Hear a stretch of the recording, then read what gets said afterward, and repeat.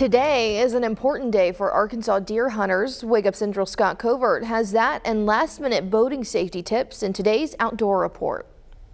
Hey, welcome back outside to the Weather Garden for another edition of the Outdoor Report. This week we're joined by Trey Reid. Trey, we are moments away from time to apply for Wildlife Management Area deer permits. Wildlife Management Area deer permits. That's a mouthful, but for the folks that know, they know. They know, but what they may not know is the time frame is a little bit different this year. Don't get caught off guard. We typically do this in June, so it's actually later than it usually is, so I don't think anybody should be too caught off guard.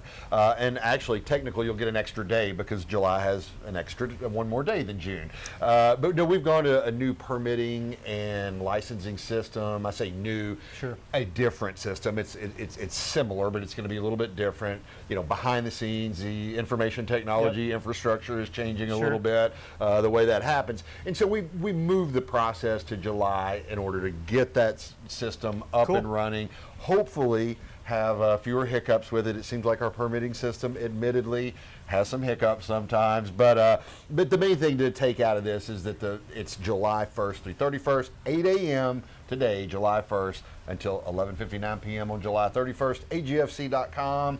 All the rules and regs and how you do it are there. I won't go into all the details. Most of those folks already know, but sure. agfc.com, click on the Buy Licenses and Permits tab.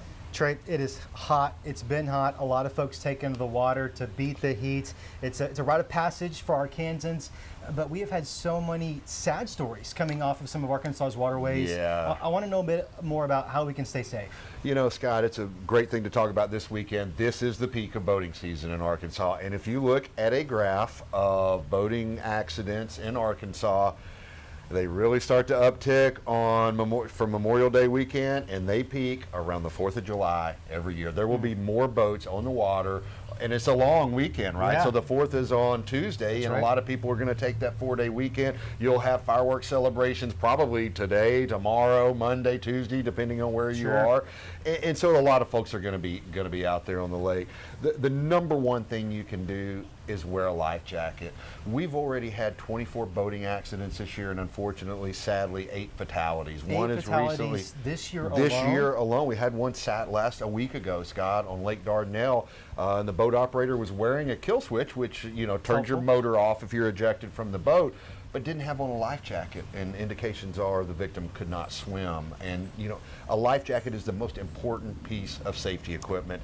We all want to have a good time, but if you're operating the boat, stay off the adult beverages. Yep. Same thing that goes when you're driving a car. Same consequences too. Same consequences. You can, it's the same standard 0.08 blood alcohol content. You can lose your driver's license, not just your ability to drive a boat, but your ability to drive a car.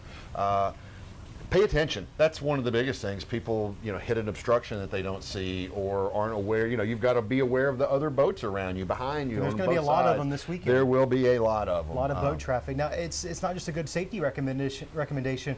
It's law. One life jacket per person on the boat, right? Per person on the boat. But here's the deal, Scott. If you're not wearing it and, there is an accident, something, it could happen in a split second. You're hit by another vessel, Sure. You're ejected from the boat. What if you're knocked out? I mean, you can't swim. You may be a great swimmer, but if you're unconscious, you can't swim. And that's why it's so important to wear that life jacket. And it is a law for children 12 and under to have that life jacket on at all times. Great reminder. And I know your folks, your wildlife enforcement officers are going to be out there reminding folks of the rules. This is a big weekend. Operation Dry Water. We do it every year. Our game wardens participate in that, and it is a national effort. It's really to raise awareness about safe boating, but there will be increased water patrols, not only for our game wardens, but county sheriff's departments, water patrols across Arkansas, especially on those very popular lakes. One of those popular lakes we've been talking about here on the report the last couple of weeks, Lake Conway. You guys have unveiled some big renovations, big plans for the lake.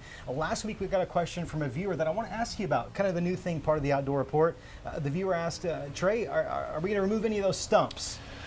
We are. We're going to try to remove as many as we feasibly and possibly and logistically can in those boat lanes. Lake Conway has 23 miles of boat lanes. When it is drawn down over the next several years, hopefully it's going to dry out enough where we can get some heavier equipment in there and clean those boat lanes up. We are not going to remove stumps across the entire lake.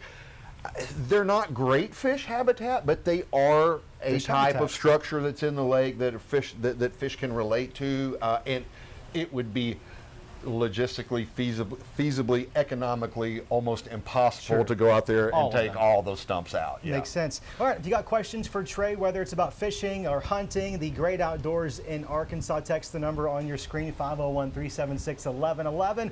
We'll get some answers for you every week here on the Outdoor Report. In the meantime, Trey, we'll see you back out here in the garden next week. Thank you, Scott.